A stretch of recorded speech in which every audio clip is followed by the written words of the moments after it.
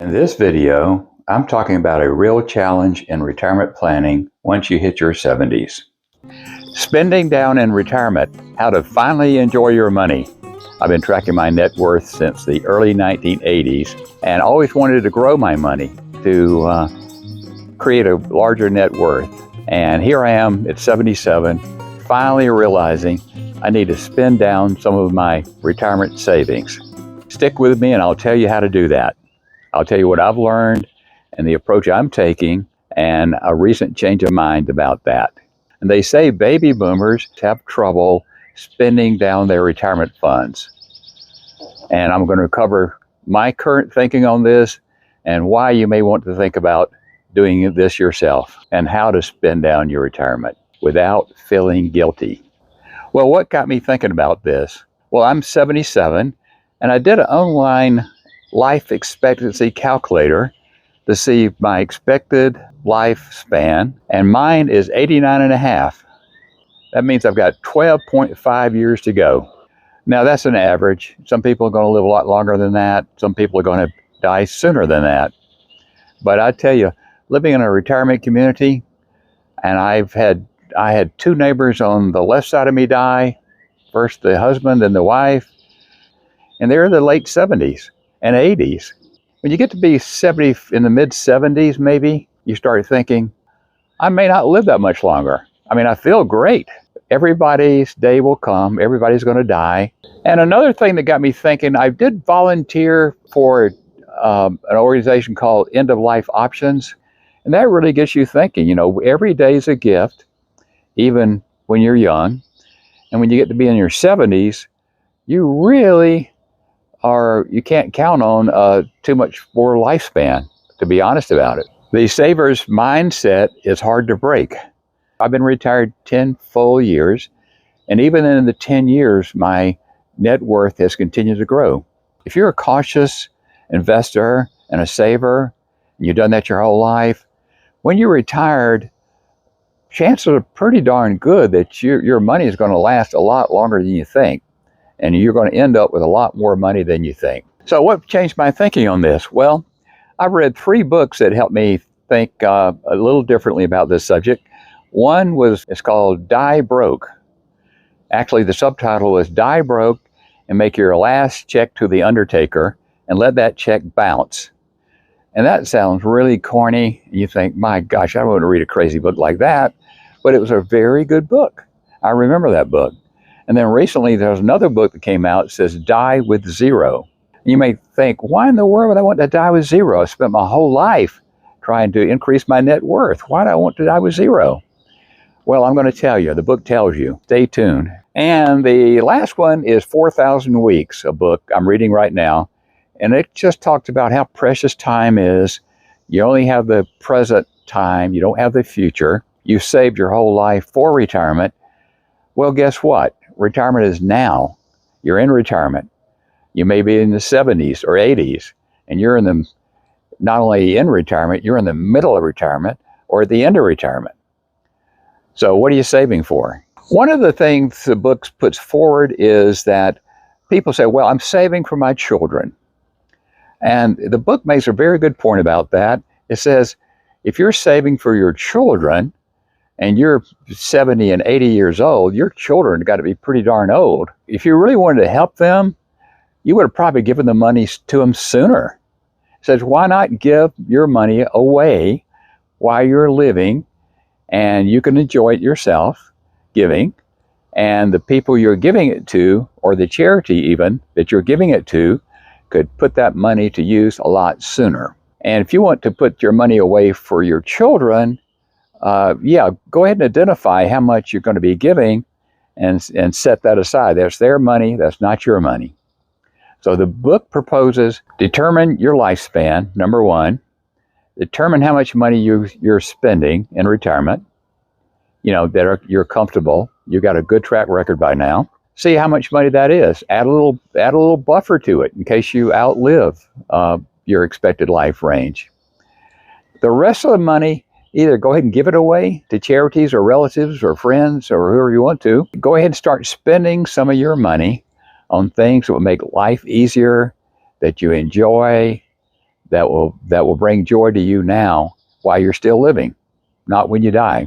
When you die, you're dead. You're not going to know what's going to happen to your money. It's a more certain thing, too, because when you die, your money will be turned over to the executor of your will. Even if they do the right thing and distribute your money the way you want to, what about the people receiving it? Are they responsible spenders? Would they spend your money like you would? No, they would not. They would not. That's the case the book makes, is to give your money away sooner and also start spending down some of that money while you still can enjoy it. So how do you do that? Well, we've started 3 different things. We started an annual giving budget. It will help you get a start on enjoying your money while you can. Another tool I used was the Qualified Charitable Distribution, QCDs. And your IRAs, you have a required minimum distribution every year that's going to be forced to be taxed at ordinary income rates. And I found out if you give your money, some money to a 501c charitable organization, you can direct your brokerage account to distribute funds from your IRA, and it will count towards your required minimum distribution, but it will be non-taxable. A lot of people here I know that have big families, they take their whole family on trips. I've got a close friend, and he's in his 80s, and he just told me he's taking his whole family on a trip to Iceland, and that it's going to be a fee of $125,000. Well, I know him. He's a pretty frugal person, but he's good. He's doing this to get some enjoyment out of his money now that he's still living, and I can't blame him, but I was pretty impressed with that. One thing that was mentioned in both of the books I read about dying broke or dying with zero was a single payment immediate annuity. And you pay a lump sum of money and you get monthly checks. In my case, for me and my wife, it's based on our lives. It's in both of our names. We both own the account, and they cut a monthly check to us and we put it in our joint account. That may help us spend more money. That will also help in 2 other areas. It will make sure we never run out of money. It will also help if we start declining. We will.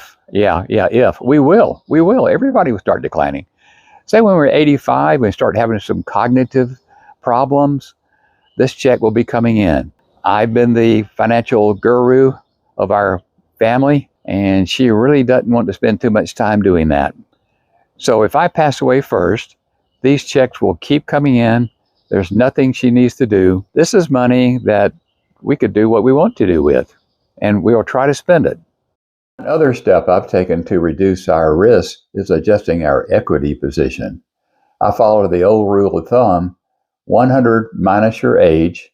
So at 77, I keep about 23% in low-cost total stock market index funds. It's simple, diversified, and helps us feel secure. So those are our first steps in trying to spend down some of our money. This is a problem they say is pretty common with baby boomers.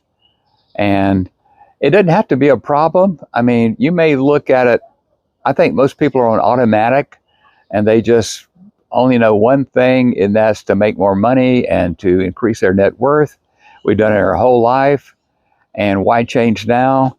Anything left over will go to our kids or charities or siblings, and that's the way they run the show. This is just another way of looking at things, and maybe it's a little bit better way to do it than we're used to. If you are pre-retirement, you may think I'm crazy. You think, well, I'm worried about having enough money to retire. I'm certainly not worried about having too much money. And you never have too much money, but this is just wisely spending your money, your hard-earned retirement money. You saved, you work overtime, you took all those courses, late days at the office, traveling, all those things. That was hard-earned money. And so it's not funny money. It's not, but it could be fun money. They say save for a rainy day. Well, it's raining. If you're in your mid-70s or 80s, it's a rainy day. You may not feel like it's a rainy day, but the time is now. What are you saving for? You know those stories about people, the school janitor that worked at the school for 30 years, and then he died, and then the story in the local paper was he left $1 million or $2 or $3 million to the school. He just lived below his means and invested. And the spinster school teacher that never got married but just saved her money, and she ended up with a bunch of money when she died. Nobody knew they had that much money. Um, that's some story, but you wonder, why didn't they enjoy their money better when they were living? That would have been nice. Or at least if they were going to give it to the school or the charity or the church or whatever, why didn't they do some of that when they were living? They could have enjoyed giving in person. Something to think about. You don't have to die broke. And really, the book said they know nobody wants to die broke. It's just moving your thoughts to the possibility of getting off automatic savings plan and growing your net worth to actually enjoying your money by either giving it away to people who need it or spending some of it. The annuities, I think, will really help not to run out of money. I know there's a lot of bad PR about annuities. This is not an index annuity, not a stock annuity. This is a single payment, immediate annuity. I bought it from Fidelity. They shopped around to 5 different insurance companies. Their first 15 years is mostly return of principal. So say if you get $2,000 a month, only $600 is taxable income.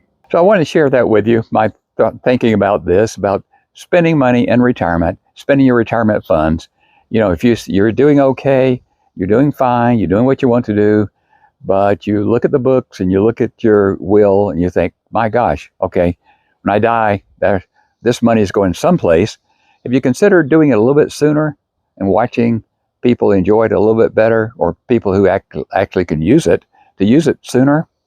And a little bit of joy yourself in giving money while you're still living. Have you done that?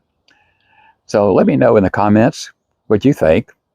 I know it's not a problem for everybody, but there's a sizable number of people, older baby boomers, who are running into this problem, and their financial advisors are talking about it. So I thought I would do a video about it from a real person, not a financial advisor. That's for sure. If you took any notes here about annuities or qualified charitable distributions, please take a more detailed look into it. That was not financial advice. I didn't give any details about it. Look into it yourself. In closing, I want to show you my black-eyed Susans. I filmed those last week when I did a house tour, and those babies are in full bloom now. So there they are. I already had the yellow finches come out already. They came out early this year. This is Robert with Robert's Active Retirement. I appreciate you watching.